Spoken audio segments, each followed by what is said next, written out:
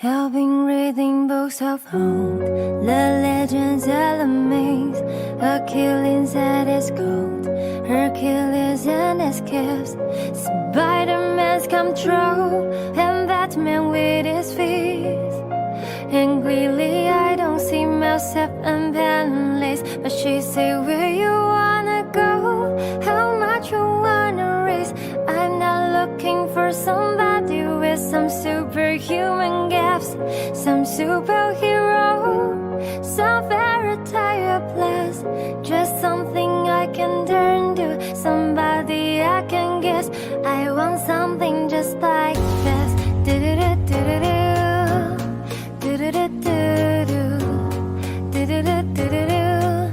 I want something just like this. Bismillahirrahmanirrahim. Assalamualaikum warahmatullahi wabarakatuh. Baik, Ibu Mispur, jadi pada kesempatan ini saya akan memberikan pembimbingan terkait dengan penyusunan pangkat pembelajaran berdiferensiasi. Jadi ini merupakan salah satu tugas dari kegiatan Guru Penggerak, yaitu harus membimbing salah seorang rekan sejawat dalam penyusunan pembelajaran yang berdiferensiasi dan KSE. Nah, untuk yang pertama ini saya akan menjelaskan dulu tentang pembelajaran berdiferensiasi. Nah, perlu diketahui bahwa pembelajaran berdiferensiasi itu adalah pembelajaran untuk mendukung semua murid di kelas kita. Nah, jadi seperti yang dilihat ini, ada pensil yang berbagai macam warna. Di rendahnya ini menggambarkan seperti itulah keadaan siswa kita. Ya, jadi bagaimana caranya kita untuk mengatur suatu pembelajaran yang bisa mengakomodir kebutuhan daripada murid yang berbeda. Ada beberapa hal yang perlu dipahami sebelum menyusun pembelajaran berdiferensiasi ini, yaitu yang pertama, ibu guru harus memahami dulu tentang tujuan pembelajaran. Jadi tujuannya adalah dengan memahami tujuan pembelajaran, maka ibu guru dapat menentukan bagaimana cara untuk membantu murid-murid untuk mencapai keberhasilan dalam pembelajarannya. Jadi harus dipahami dulu tujuan pembelajarannya. Kemudian yang selanjutnya adalah mengetahui dan merespon kebutuhan belajar murid. Jadi harus mengetahui apa kebutuhan belajar murid. Yang mana kebutuhan belajar murid itu ada beberapa hal. Yang pertama adalah kesiapan belajar murid. Jadi kesiapan belajar murid ini adalah untuk mengetahui tingkat kesiapan murid sebelum dia belajar. Ya, jadi kita harus tahu dulu sejauh mana pengetahuan awal siswa tentang materi yang kita ajarkan supaya kita bisa memberikan pembimbingan. Jadi kita harus tahu dulu tentang kesiapan belajar murid atau readiness ini. Nah, kesiapan belajar murid ini ada beberapa macam. Ya, bisa seperti yang dijelaskan oleh para ahli itu bisa dikatakan seperti tabel equalizer. Jadi kita harus mengetahui dulu siswa mana saja yang perlu kita berikan dia materi yang bersifat mendasar. Kemudian ada juga siswa yang kita berikan materi yang bersifat transformatif. Ya, ada juga beberapa siswa yang kita harus tahu dulu siswa mana saja yang perlu kita berikan materi yang sifatnya konkret, mana yang sifatnya abstrak. Kemudian ada juga siswa kita harus tahu dulu mana siswa yang bisa kita berikan materi yang sifatnya sederhana, mana yang sifatnya kompleks. Jadi ini semua termasuk dalam tingkat kesiapan murid. Jadi kita harus mengetahui dulu semua ini. Kemudian yang selanjutnya adalah ini contoh. Misalnya untuk memudahkan, misalnya contoh ini evolusi akan menghadap pelajaran matematika. Tujuan pembelajaran adalah murid dapat menyajikan dan menyelesaikan masalah yang berkaitan dengan keliling bahan data. Ia kemudian membuat pemetaan kebutuhan belajar murid yang memberikan penugasan seperti di bawah ini. Jadi dia sudah memetakan siswa itu.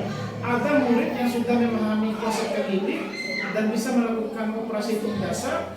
Ada siswa yang memahami konsep keliling namun belum lancar melakukan operasi itu, ada juga siswa yang belum memahami keliling dan juga belum lancar memberikan memasang sekali. Jadi selama ini kan praktek kita hanya melakukan kurata siswa itu, padahal siswa itu memiliki kebutuhan belajar masing-masing. Nah itulah gunanya kita tuh perlu mengetahui dulu, memetakan dulu. Dengan kita mengetahui itu, maka kita akan bisa memberikan tugas yang pas sesuai dengan kebutuhannya.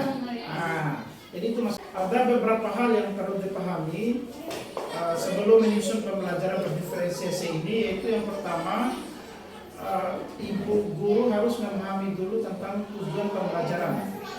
Jadi tujuannya adalah dengan memahami tujuan pembelajaran, maka ibu guru dapat menentukan bagaimana cara untuk membantu murid-murid untuk mencapai keberhasilan dalam pembelajarannya. Jadi harus dipahami dulu tujuan pembelajarannya.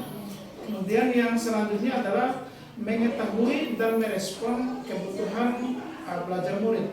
Jadi harus mengetahui apa kebutuhan belajar murid. Yang mana kebutuhan belajar murid itu ada beberapa hal. Yang pertama adalah kesiapan belajar murid. Jadi kesiapan belajar murid ini adalah untuk mengetahui tingkat kesiapan murid sebelum dia belajar. Ya, jadi kita harus tahu dulu sejauh mana pengetahuan awal siswa tentang materi yang kita ajarkan supaya kita bisa memberikan pembimbingan. Jadi kita harus tahu dulu tentang kesiapan belajar murid atau readiness ini. Nah, kesiapan belajar murid ini ada beberapa macam. Ya, bisa seperti yang dijelaskan oleh para ahli itu bisa dikatakan seperti tabel equalizer. Jadi kita harus mengetahui dulu siswa mana saja yang perlu kita berikan dia materi yang bersifat mendasar. Kemudian ada juga siswa yang kita berikan materi yang bersifat transformatif. Ya, ada juga beberapa siswa yang kita harus tahu dulu siswa mana saja yang perlu kita berikan materi yang sifatnya konkret, mana yang sifatnya abstrak. Kemudian ada juga siswa kita harus tahu dulu mana siswa yang bisa kita berikan materi yang sifatnya sederhana, mana yang sifatnya kompleks. Jadi ini semua termasuk dalam tingkat kesiapan murid. Jadi kita harus mengetahui dulu semua ini. Kemudian yang selanjutnya adalah ini contoh. Misalnya untuk memudahkan. Misalnya contoh ini evolusi akan menghadap pelajaran matematika. Tujuan pembelajaran adalah murid dapat menyajikan dan menyelesaikan masalah yang berkaitan dengan keliling bahan data. Ia kemudian membuat pemetaan kebutuhan belajar murid yang memberikan penugasan seperti di bawah ini. Jadi dia sudah memetakan siswa itu. Ada murid yang sudah memahami konsep keliling dan bisa melakukan operasi hitung dasar.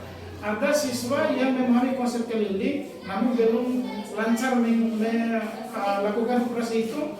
Ada juga siswa yang belum memahami keliling dan juga belum lancar memberikan memasang sekali. Jadi selama ini kan praktek kita hanya melakukan kurata siswa itu, padahal siswa itu memiliki kebutuhan belajar masing-masing. Nah itulah gunanya kita tuh perlu mengetahui dulu, memetakan dulu. Dengan kita mengetahui itu, maka kita akan bisa memberikan tugas yang pas sesuai dengan kebutuhannya. Jadi itu maksud siswa yang sudah bisa memahami konsep keliling dan melakukan operasi itu ini tinggal diminta mengerjakan soal saja, karena dia sudah memahami ya. Jadi kalau siswa yang belum, jadi dia perlu kita berikan bantuan dulu. Ya, benda-benda yang konkret untuk mengingat keliling bahan data. Ya, jadi seperti itu. Jadi kalau siswa yang belum bisa memahami keliling, belum bisa menghitung, ya kita memberikan pelajaran sifatnya dasar dia. Ya, karena dia belum memahami sama sekali. Itulah pentingnya kita memahami dulu kebutuhan belajar siswa. Itu. Kemudian yang kedua adalah kita juga perlu memahami minat. Ya, minat belajar siswa. Jadi minat itu kan motivasi yang timbul dalam diri siswa yang untuk terlibat aktif dalam proses pembelajaran. Nah, terkait minat ini kita harus memahami, memberikan tugas sesuai dengan minat.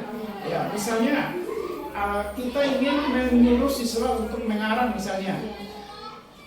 Jadi kalau kita sudah mengetahui minat mahasiswa, maka dengan tema mengarang itu siswa bisa mengarang sesuai dengan minatnya. Contohnya misalnya ada siswa yang hobinya main bola, ada yang hobinya memasak, misalnya ada hobinya membuat mendengarkan musik kerajinan tangan.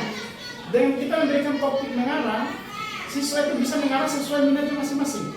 Jadi selama ini kan mungkin kita memberikan bisa mengarang tentang tema ini, hanya satu topik. Nah, jadi siswa itu yang tidak suka dengan topik yang kita berikan, dia tidak bisa, jadi tidak bisa mengarang itu, karena itu tidak sesuai minatnya. Dengan kita memberikan kebebasan mereka mengarang sesuai minatnya masing-masing, maka dia akan lancar bebas. Ya. Kemudian yang ketiga itu perlu kita perhatikan itu adalah terkait dengan profil belajar. Nah, dalam hal ini saya hanya akan menjelaskan satu saja terkait profil ini, yaitu terkait dengan gaya belajar.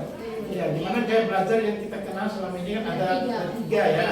Ada namanya visual, ada namanya auditori, ada namanya kinestetik. Nah, dari situ misalnya di contoh ini misalnya Pak Herman akan mengajar mata pelajaran IPA. Tujuan pembelajarannya agar murid dapat mendemonstrasikan pemahaman mereka tentang habitat makhluk hidup. Nah, berdasarkan identifikasi yang ia lakukan, ia mengetahui bahwa sebagian muridnya itu pembelajar visual, sebagian lagi auditori dan kinestetik. Nah, sehingga dengan mengetahui profil belajarnya ini, dia bisa mengajar sesuai dengan tipe belajar anak-anak ini. Ya, misalnya ia menggunakan banyak gambar alat bantu untuk visual. Jadi ini khusus untuk anak-anak yang visual. Kemudian ia juga menyajikan video dilengkapi dengan penjelasan lisan. Jadi ini untuk anak-anak yang auditori. Ya, visual juga bisa. Nah, kemudian Pak Herman membuat beberapa sudut belajar atau display yang ditempel di tempat-tempat berbeda untuk memberi kesempatan pada anak untuk mengasih informasi. Ini tentu saja kinestetik. Jadi anak-anak yang senang bergerak dalam belajarnya. Strategi yang digunakan dalam pembelajaran berdiferensiasi. Jadi untuk strategi ini ada tiga. Yang pertama adalah konten. Konten itu apa? Konten itu adalah materi yang akan kita ajarkan. Ya, materi yang kita ajarkan. Jadi konten ini dapat dilakukan dengan berbagai cara. Nah, misalnya menyediakan materi ajar yang beragam, ya seperti poster, video, audio, dan lain sebagainya. Ya. Kemudian yang selanjutnya itu adalah proses. Ya. Jadi strategi proses ini adalah bagaimana kegiatan yang memungkinkan murid berlatih dan memahami dan memaknai konten. Ya.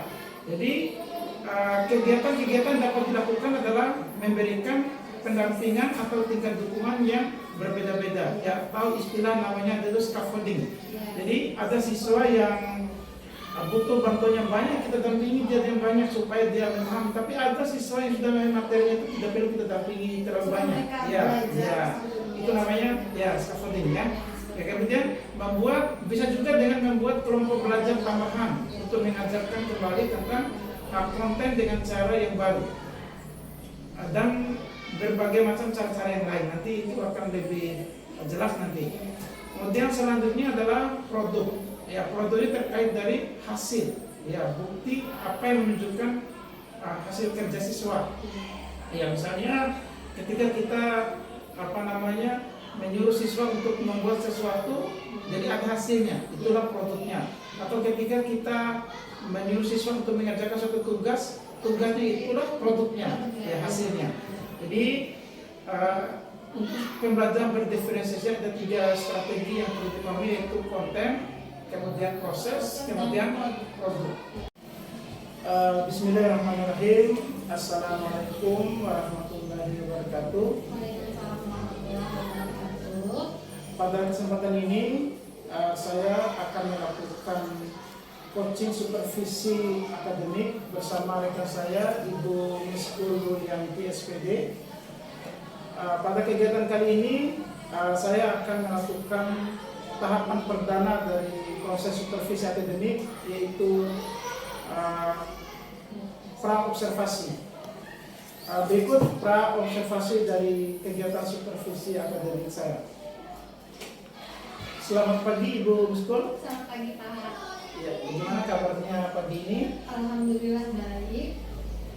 Baik Ibu Miskul, seperti yang sudah kita bicarakan sebelumnya, Hari ini kita akan melakukan coaching pra-observasi terkait dengan pembelajaran yang akan Ibu Miskul lakukan besok. Sebelumnya ini saya tanyakan apa yang ingin Ibu Miskul dapatkan dari percakapan kita pada kesempatan ini. Baik, jadi di pertemuan ini saya menginginkan jadi ada pengalaman yang saya dapatkan dari Bapak, kemudian dari hasil seminar atau dari hasil pembicaraan kita, sehingga nanti akan meningkatkan kompetensi saya dalam mengajar, kemudian memberikan inovasi maupun kreativitas dalam memberikan pembelajaran kepada peserta didik. Ya, baik. Jadi Ibu Miskul ingin mendapatkan dari kegiatan ini adalah kita bisa saling tukar informasi, tukar pengalaman demi peningkatan kualitas pembelajaran ke depannya. Baik. Lalu untuk pertemuan besok apa topik yang akan Ibu Miskul ajarkan? Oke, untuk besok saya akan memberikan pembelajaran berkaitan dengan sistem ekspresi pada manusia. Oh, sistem ekspresi pada manusia. Lalu dari kegiatan pembelajaran itu apa tujuan pembelajaran yang ingin Ibu Miskul capai? Ya, jadi tujuan besok yang ingin disampaikan kepada peserta didik yaitu di mana peserta didik dapat menyebutkan organ-organ dari penyusun sistem ekspresi manusia tersebut. Kemudian dari kajian literatur, kemudian dari metode diskusi yang akan disampaikan, peserta didik dapat mengetahui dari organ-organ itu hasil apa yang dihasilkan dari hasil sistem ekspresi tersebut. Oh ya, jadi tujuan pembelajarannya Ibu Miskul ingin agar siswanya itu bisa mengetahui organ-organ sistem ekspresi, kemudian menyebutkan apa saja hasil dari sistem ekspresi organ tersebut ya. Baik. Lalu selanjutnya apa metode atau strategi yang akan Ibu Miskul gunakan dalam pembelajaran besok? Oke, baik. Jadi besok karena menggunakan pembelajaran rencananya adalah tentang cooperative learning. Nah, jadi metode yang dipakai besok adalah metode diskusi. Kemudian nanti siswa juga akan melakukan presentasi.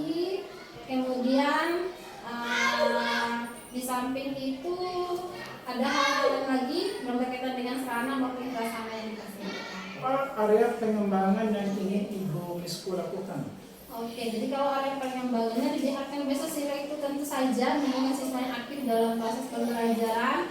Kemudian yang kedua adalah metode pembelajaran digunakan. Jadi besok siswa akan melakukan diskusi kelompok. Kemudian yang ketiga adalah dalam hal bagaimana saya mampu mengelola kelas dengan baik. Ya.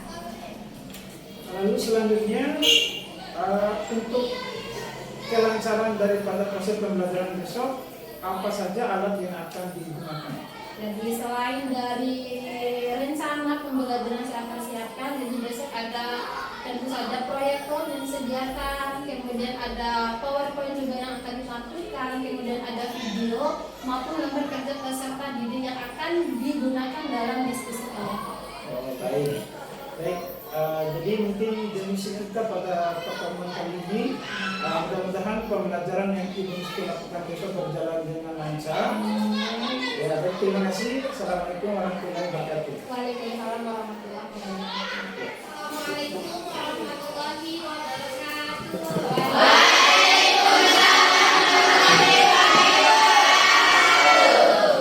Bagaimana kabarnya hari ini?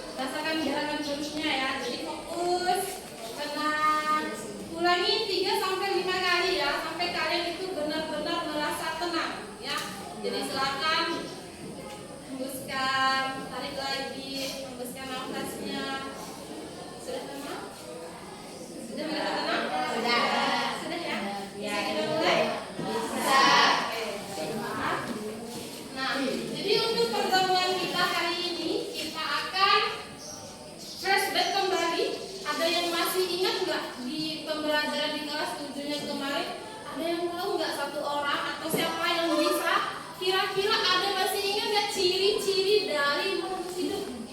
Ada masih ingat? Oke, Dwi, apa? Iya. Nah, terus ada lagi yang masih ingat apa yang paling penting dari kita? Apa? Ada yang masih ingat?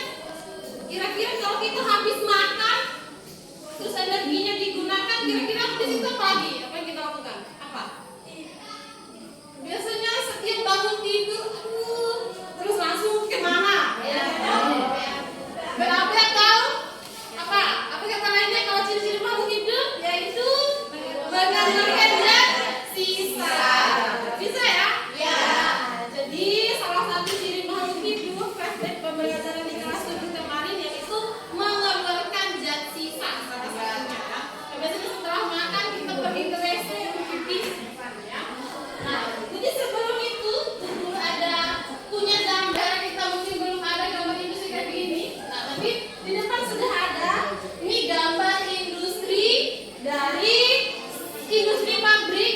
Nah, kira-kira bisa nggak kalian prediksi apa sampah yang dikeluarkan dari sebuah pabrik? Apa yuk?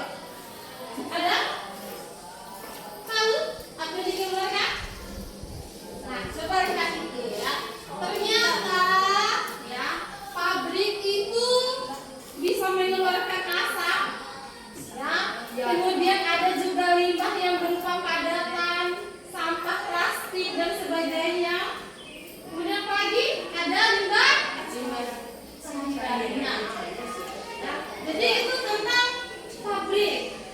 Ya. Nah, bagaimana kalau ini berkaitan dengan tubuh kita sendiri? Nah, kalau pabrik ada keluar berupa padatan, ada cairan, kemudian ada berupa gas. Kira-kira kalau tubuh kita bisa tidak? Atau sama nggak seperti itu? Sama atau tidak? Sama. Ya. Nah, jadi di sini Ibu Guru ada dengar dulu videonya.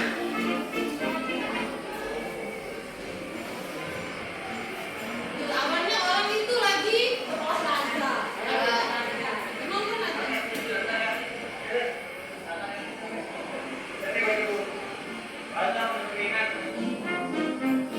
Kita buat keringat kan? Nah, buat keringat. Tonton dulu videonya.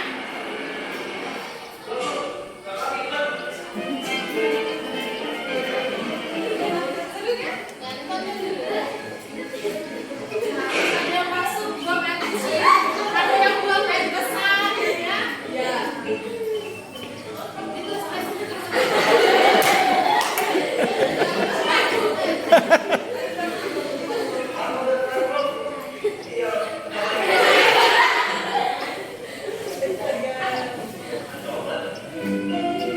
tapi bicara dalam WC jangan diikuti ya.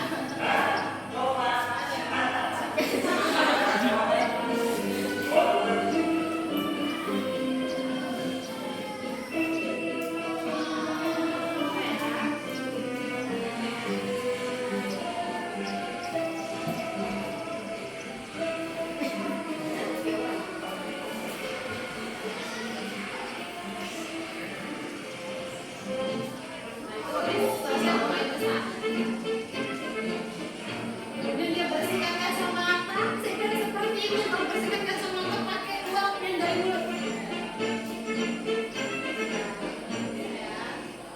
Oke, videonya sudah selesai. Dari ilustrasi itu bisa ada gambarannya. Bisa ya? Tadi habis olahraga, lari-lari, dia keluar dari videonya. Kemudian habis olahraga ternyata ada yang mau buang air. Ada buang air besar, ada buang air kecil. Ya.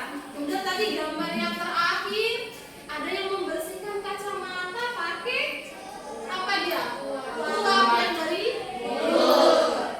Nah, kira-kira itu bagian sistem ekspresi atau tidak? Bagian. Kira-kira? Ya.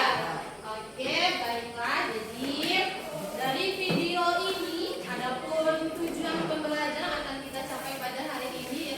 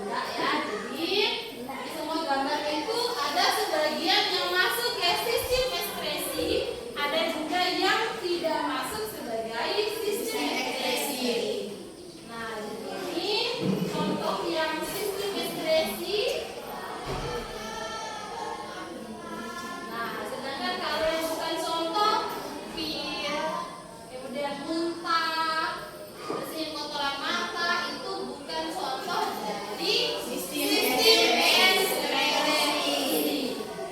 Ini bisa ya. Jadi pembelajaran kita pada hari ini adalah mengenai tentang organ-organ penyusun sistem ekskresi dan bagaimana nanti hasil dari organ-organ tersebut. Ya. Oke, jadi dari kemarin Ibu sudah bagikan kelompok.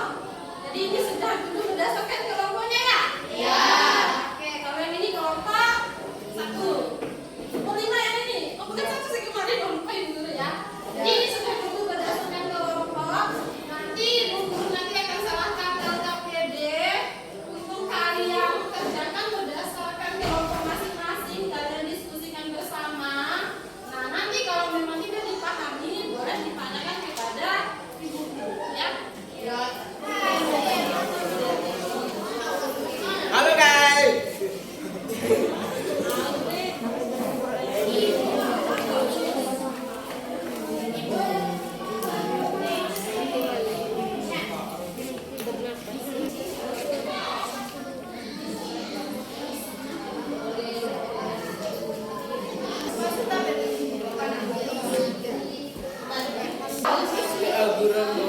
Jadi bisa ya.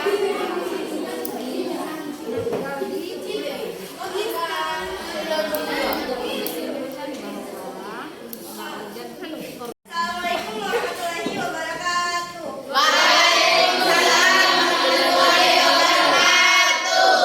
Perkenalkan, kami dari kelompok 1 ingin mempresentasikan hasil diskusi kelompok kami. Sebelum itu, kami akan memperkenalkan diri. Perkenalkan, nama saya Dityasti Atmaja sebagai ketua kelompok. Anggota di sebelah kanan saya, Liana. di sebelah kiri saya, Irawan. Silakan ya. Nah, kelompok yang lain tuh memperhatikan di depan. Nah, nanti kalau ada sanggahan ataupun ada pertanyaan juga boleh diajukan ke kelompok depan. Silakan dari kegiatan 1 dulu ya. dari kegiatan satu. Iya.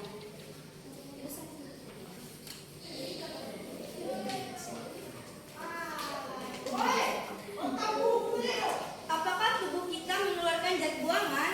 Coba identifikasi zat buangan yang dikeluarkan oleh tubuh. Tuliskan zat-zat buangan yang dikeluarkan oleh tubuh.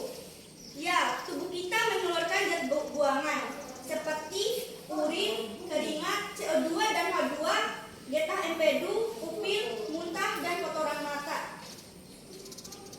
Nomor 2. Apakah semua zat buangan yang ada di tubuh kita merupakan proses ekskresi? Tidak.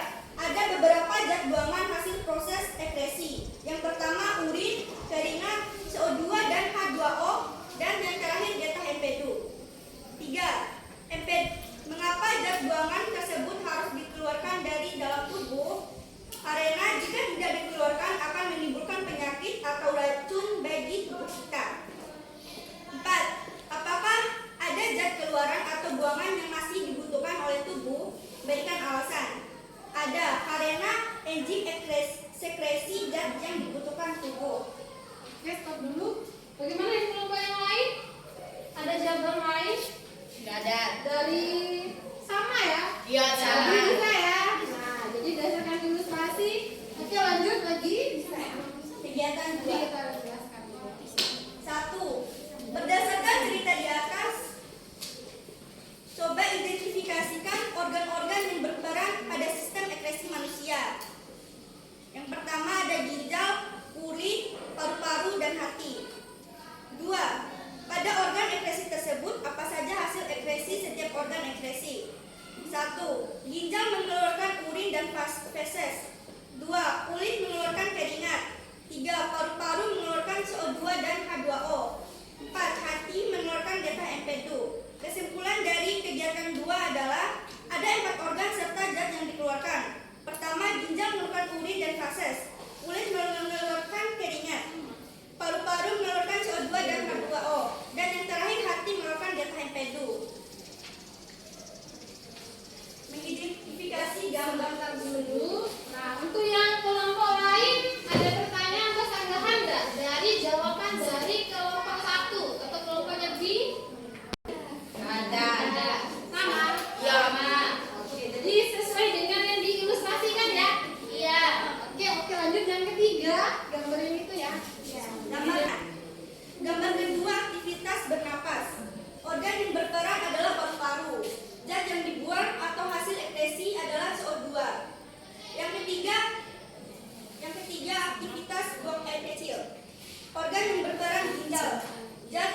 buang atau hasil ekskresi urin.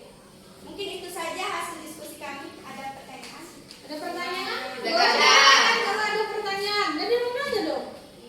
Loh, gimana? Sudah selesai berarti ya? Iya, ada. Sama. Oke, jadi ini adalah penampilan dari kelompok 1. Terima kasih untuk penampilannya. Kita kasih upload dulu. Jadi, kita kembali ke kelompoknya ya. Oke, silakan. Nah, jadi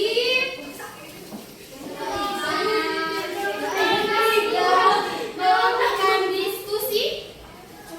Nah, jadi sebelum kita mengakhiri pembelajaran kita pada pagi hari ini, ada nggak yang mau menyimpulkan bagi ibu-ibu? Ada?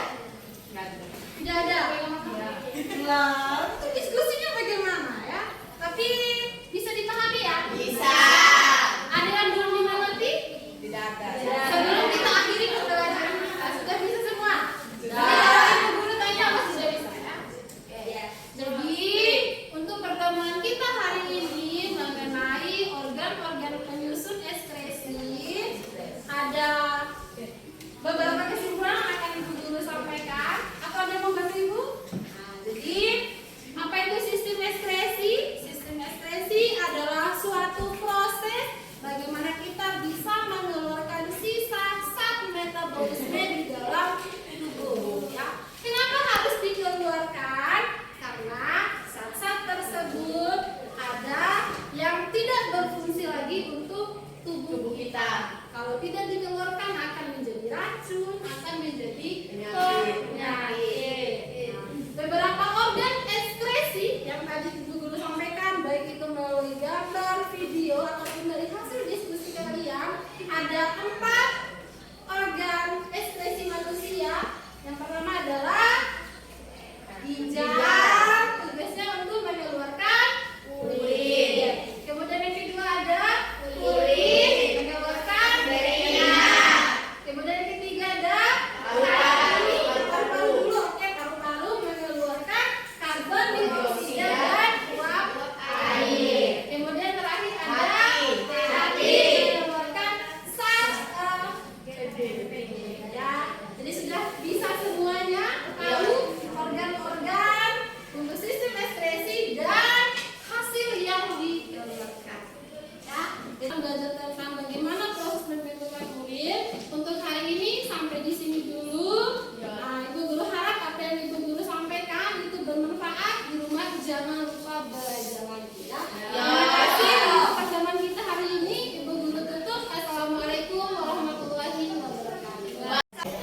Bismillahirrahmanirrahim. Assalamualaikum warahmatullahi wabarakatuh. Waalaikumsalam warahmatullahi wabarakatuh.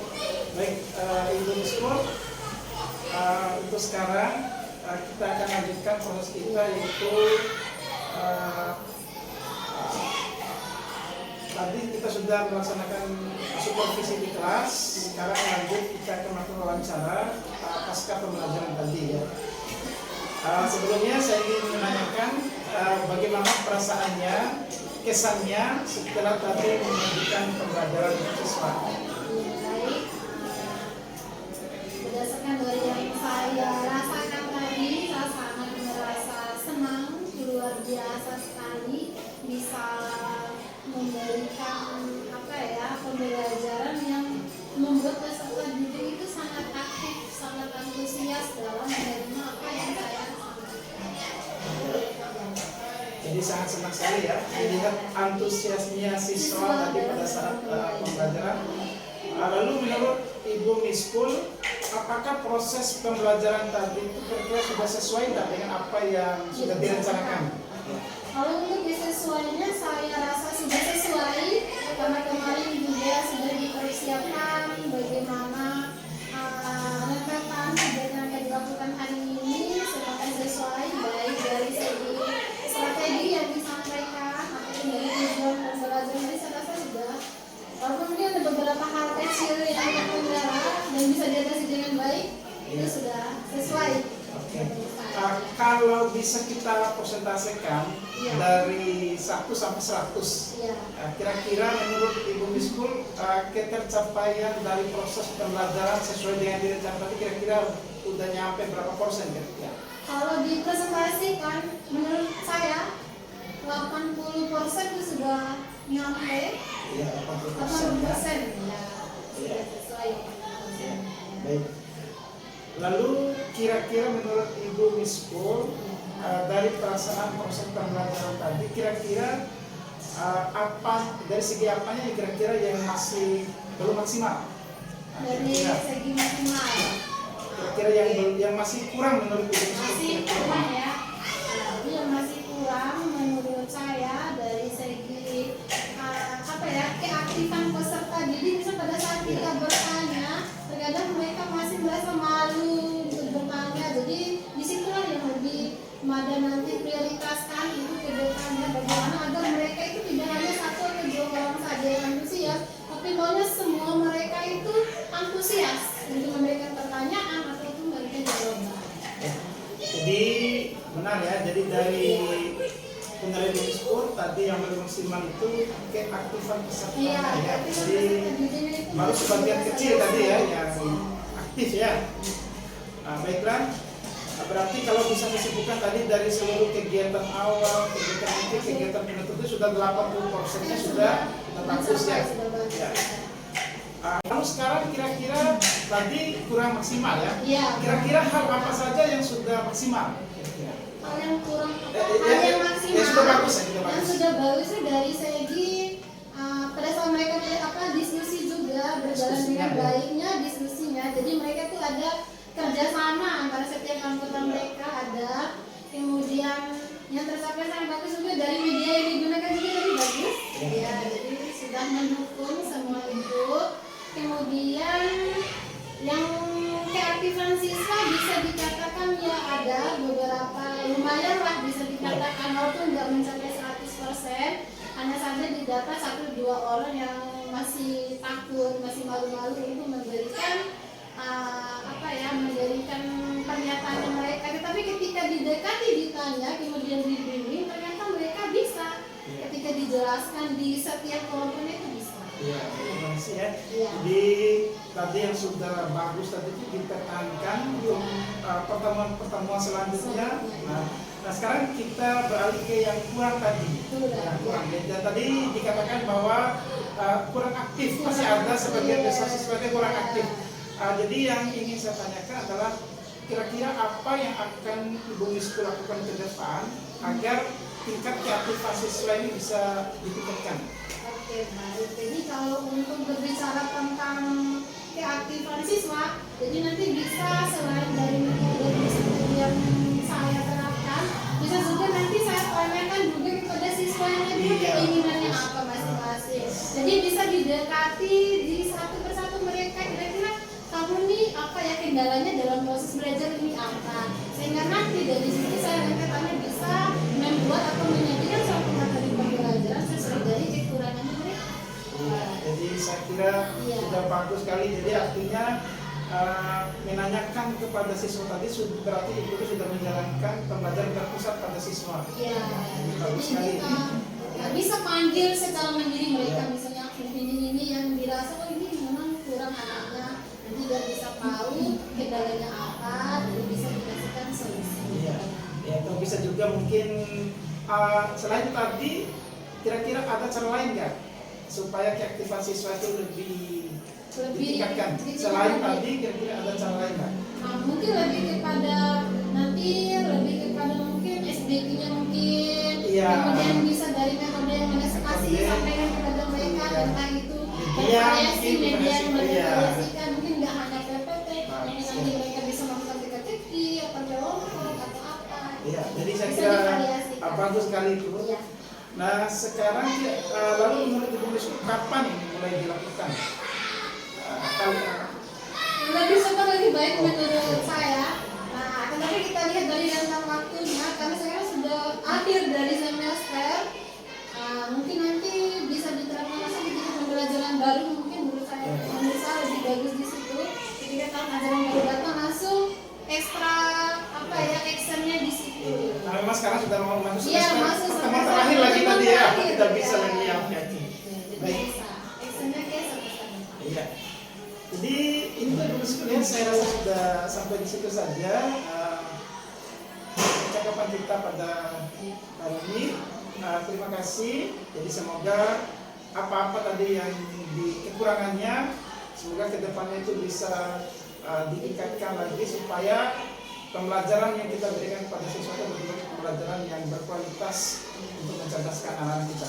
Terima kasih. Assalamualaikum warahmatullahi wabarakatuh. Waalaikumsalam. Terima kasih. Makin cegepes ya, tapi Sudah, jawabannya iya, itu iya, sudah- iya, iya, dan pembelajaran berdiferensiasinya sudah bagus sekali. Tinggal dimantapin lagi. Iya. Karena mungkin ini adalah hal yang baru. Jadi, atau mungkin karena ada orang ketiga Nggak yang juga sih. Ya kemarin sebelum extend ini memang kita bimbing kemarin.